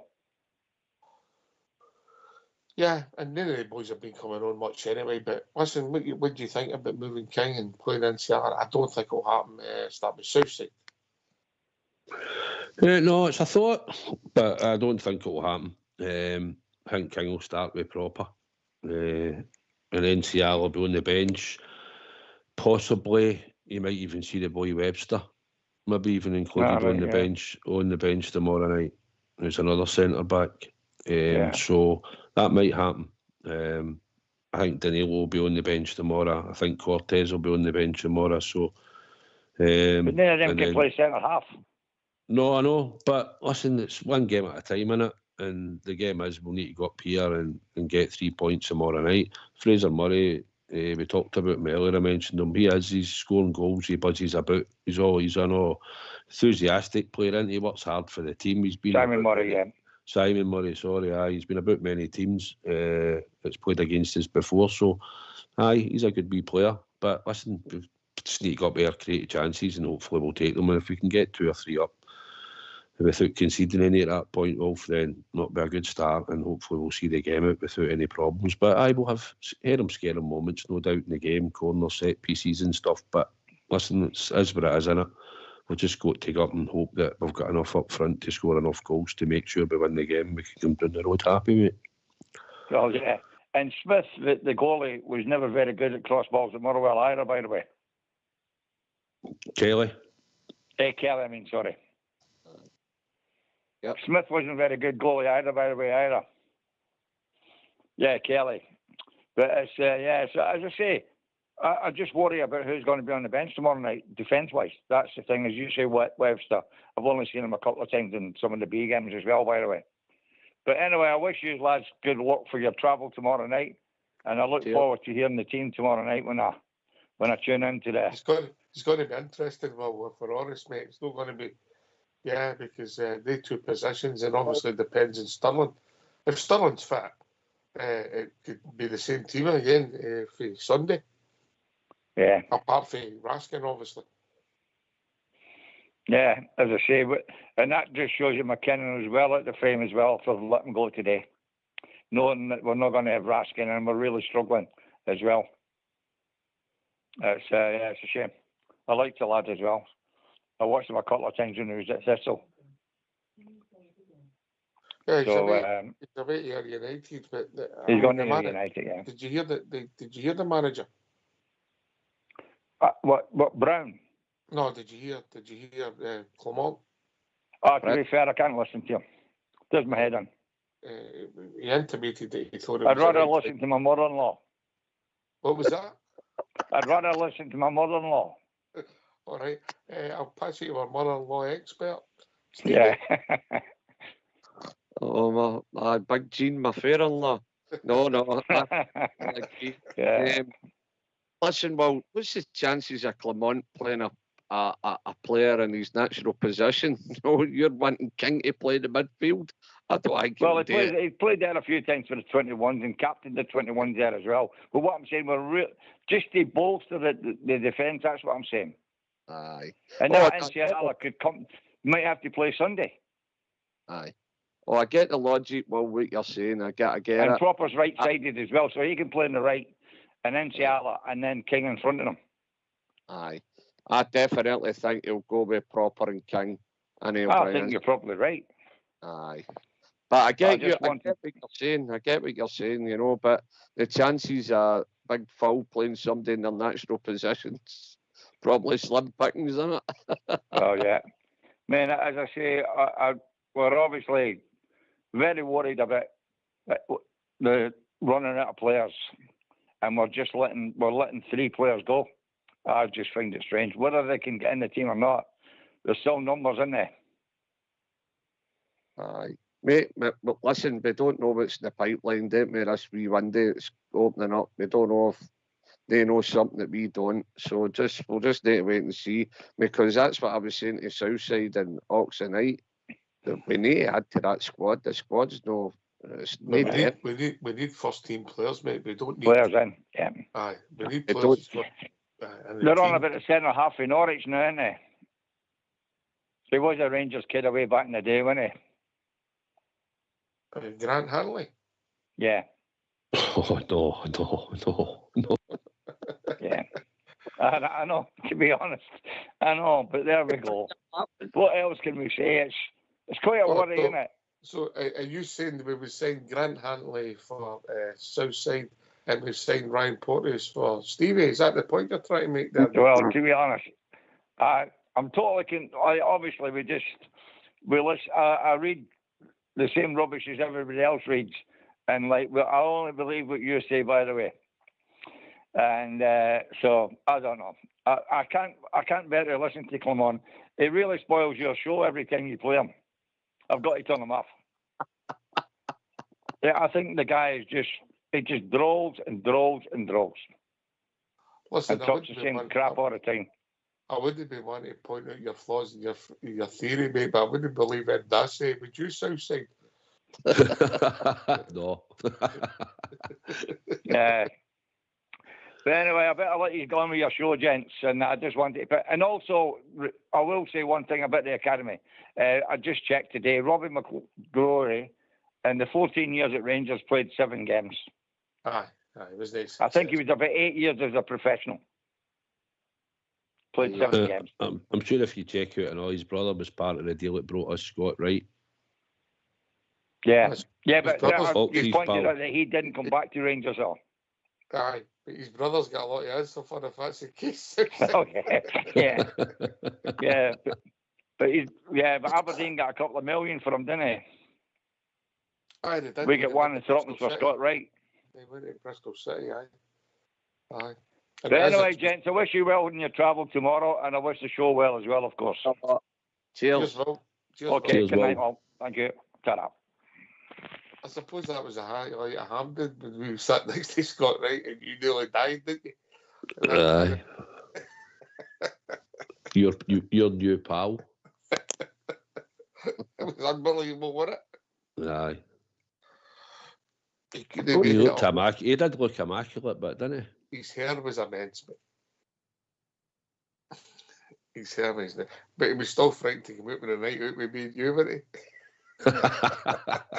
I think talking to him for that half hour, man, I think that done his head in. Oh dear, that was funny. Couldn't wake up. Anyway, listen, how do you think yes, Stevie? I'm saying that was a good wee call for Will the night and last night, I know. A lot of good points and quite funny, I know. Quite articulate with some of these wee one-liners. Brilliant. Very that. John GB laughing last night. GB couldn't come on at one point. He said, give me a few minutes and he stopped laughing. Yeah, good on Will. Listen, Stevie, how do you think it'll go tomorrow night? Look, there shouldn't be an issue, but because of the away form, is anybody really that confident, if you're being honest? Of course. You're not there to think we're going to get beat or draw? No, I do not know Rangers. I'm flinging my hat in the line. And I was going to say 2 or 3. In the defence. 2-0 to the Rangers. Okay, that'll do me. I'll be happy with that. 2-0 to the famous. Wee Eggman with one. And, what do you call him? You winger, Czerny. There you go. Aye. Your prediction? I'm going to say we'll win by 2 goals, mate. I think we can score. We can win by at least 2 goals, mate. And if we keep score, I think we've got something in our team now. We're looking to score goals that we'd never had before. And when I asked the questions for these earlier on about the flip, I think a lot of the flips to do with the centre forward, mate. The one that's disappeared out of the team. He just, as much as we tried to put a positive spin on it, I think his hold-up play was poor, and his movement ended up poor, and his finishing in games when we needed his goals wasn't great, and we've ended up with different packages up there, so our ball retention's better, and our finishing looks better, and so we're scoring more goals. So I think we could win by at least 2 goals. Southside. So what does that mean? Does that mean you're giving Dundee a goal? Is that what you're sort of saying? Because you're not actually saying that, but are you trying to say that? Because you're just giving it by 2 goals? So you're thinking 3-1 then or something, are you? I'll start with 2-0 for there. Aye. 2 or 3-0, I would like to think. Everybody's expecting us to go up there tomorrow and lose a goal or 2. Probably tomorrow will not happen. And it'll just be... And that'll be it. They'll just not score tomorrow and we'll do the damage up the other end. So that's what I'm expecting tomorrow. we know what they'll be about. They'll just put corners. Corners will be dangerous because we're lacking a bit of height in there. I get that. Even if you look at the midfield, we're picking Conor Barron. They'll be in marking somebody at 6 foot and all that. Proper's the only guy that's in there with a bit of height in the defence. So we're going to struggle maybe for corners. But apart from that, I hope we'll get a bit of luck on the night and we'll win the game 2 or 3-0. And that will just dampen that noise, hopefully, and carry on to the next game. And we've got a problem in the next game because Proper's no fit. But I'd like to think if Sterling doesn't make it, he'll make it for that game. Where he has to swallow a tablet or no, but I think he'll play in the next game at Ibrox on the Sunday. So that might help the fact that Proper's it. And we'll take it for there. That's all we can do, isn't it? Is Proper 100% ruled out the game tomorrow? I don't think he is. No, he's playing tomorrow. No, the game after that. Aye. Right. St Johnstone Sunday, yeah? Great text me one, but Dessers at centre back. Funny enough, Fox has just messaged me that. Play Dessers at centre back, he's going to keep the ball in the net. Did he? Mr. Fox, you can't beat him, can you? You know, but aye, listen, that's my take on the why we've turned round. Or maybe some of the games it's just been since Big John went out. Maybe that's not helped us because he was arguably our most consistent defender. Is that also fair, Stevie? Sorry, what was that, Ox? Big John Souters went out because he was playing reasonably well for us, wasn't he? Aye, he was. Aye, he came on to a game. Aye, he was being more. Well, we're depending on the big in there, weren't we? He was really playing good. Just unfortunate. As long as he got left in, it was a couple of weeks or what? As long as his injury. Don't know. I think maybe he might be back for the start of February, something like that. Stevie round about then. I don't know. Aye, but the big man came on to a game. He was starting to play a bit. He was starting to show the defence up a wee bit. And then you got all these injuries and we're all over the place, you know. But it's all about fight, desire tomorrow night. Fight and desire, get the ball in the pokey. We've proved the last couple of weeks we could score goals, 3 in each game. So let's get up there and do the damage tomorrow, man. And see, the funny thing is, when we played Celtic, everybody feared the worst, and we'd done them. Everybody thinks tomorrow night we're going to seek goals, and I think the Bears will show it up. They really will. I'm going to win 2-0. Come on, the Rangers. I don't disagree, mate. Right. Aye. By the way, that's a good point. Who's going to be in the bench? And sometimes, I don't know, I think these 9 places you've got to fill up gives you problems outside. If they're never going to be involved, what's the issue? Aye, I know. Oh, well, Dill's going to be on the bench, isn't he? And if the team's what we think it could start with a normal 4 up front, then Dundee will possibly be on the bench. And Cortez. There's 3. Matondo 4. I'll expect the young boy Enciala to be on the bench. He might. Big Mun. Aye, Mun. He might even fling another young boy on the bench, that boy Webster possibly, because he can play in defence. He's a centre back, but he could probably play right back. Should anything happen in any of the sort of full back positions. So, and after that, I'm struggling. Possibly another young boy, maybe Finlay Curtis. Dessers forgot about him. Dessers, aye. Imagine forgetting about him. So, aye, it'll be... What would you take for Dessers? There's been a lot of speculation on what he could leave this month, as quick as this month. What would you genuinely take for Dessers? 4 million. 4 million? Right. Oh, snap your hand off for that, mate. Yeah. Who knows? Scored 20 odd goals last year. Aye. No, so... You're always a half-class film, man. I admire you. Well, if you're daft enough to pay it, somebody else hopefully will be. Would you pay $4 million for Dessers? If you looked at his record and you didn't know exactly what he played like, and he sort of turned around and went, he scored 20-odd goals last year. Listen, he's attracted interest in clubs that he's been at. He went to Italy and played, and we bought him for there, and he played in Holland. Europe as well. He'll get a move. Aye. But I'd like to think we'll recoup a decent amount. We'll probably not get $4 million, but listen, we need to get him off the wage bill. He's not going to be featuring going forward would you next take season. For that and if he's Of course you would. Aye. Of course you'd take $2 million. I'd love to get $4 million, mate. Aye, so would I. But realistically, we'll probably no. But at the end of the day, he probably commands a chunky wage, you know. And the fact that he's dropped into third choice, and if we're looking at another striker coming in the summer, even just going by the summer, if neither of them are moving anywhere and it's the same squad, I'd maybe be an addition or two, then hopefully you'll be moving them out the door in the summer. Because we'll be wanting another striker in the door. No, it's no big headed, somebody big. It's probably as big as him, but big, powerful, athletic, and knows where the goal is. We need to get a bit of firepower up there. So I'd like to think we'll have people in the pipeline for that. So you need to get rid of Dessers. Probably, and I think you'll probably find he might want to go himself if he's getting the ambition about wanting to keep playing football.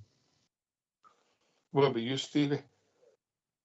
Aye, I'll take between 2 and 4 million. I would do me. Get him off the wage bill.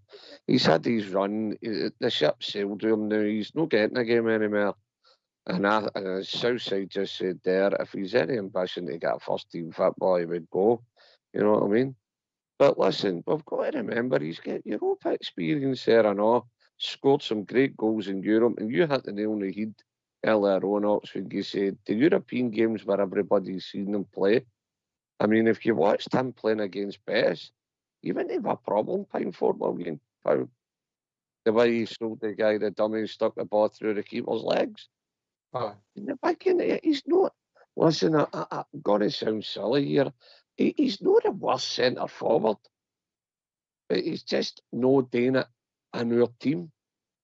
I think a European league would suit him better where you're not getting, as soon as the ball's at your feet, you're up in the air. I don't think our game suits Big Deserts at all. And I think our jersey weighs too heavy for him. I don't think he can handle the pressure for the fans. But I think if he went somewhere else, I think he would do all right. But to get him off the wage bill, I'd take anywhere between 2 and 4 million quid for him. Just remember, he's playing in Europa League. He's got all that experience and all. Okay, well, last word for your good self, Stevie boy. Aye, brand new being night. Thanks for the boy called up. Made a good point about the bench and stuff. And roll on tomorrow. Hopefully I see my wingman up there. And we can get a pie together, discuss tactics, discuss the bench, and discuss the team that we love, the famous Glasgow Rangers. Come on, Rangers. Yeah. Thanks for having me, boy. Southside. Shouldn't have said 4 million for Dessers. Jim says 4 million and a curly whirly. I'll seal the deal, he says. Or I can have 4 million milk tokens. They'll give you for Dessers. just the curly whirly, mate. Aye, the YouTube, aye. Curly whirly will finalise the deal, says Jim. No bad. Aye, good night as always, mate. Always good to be with yourself and my big mucker. Looking forward to tomorrow night. I'm sure we'll be loud and proud tomorrow, big, up there. Going to be a cold one, but it looks it. So, need to get wrapped up tomorrow. The old gloves and whatnot. Balaclava maybe tomorrow, I don't know. But aye, looking forward to it, mate. And I'm looking forward to hopefully a Rangers win. Back down the road, everybody's happy. 3 points in the bag and we soldier on to the next game. So as always, there's always one team and one crown, mate. Here. Thanks to all for joining us. Stevie and Southside for doing the show. Top boys, without an H. Thanks to Fox and Old School Boy for doing the technicals. This has been Rangers Radio. Rangers Radio will be back tomorrow night at 6:45 as we build up their victory away. Yes, away at Dundee. Take it away, Old School Boy.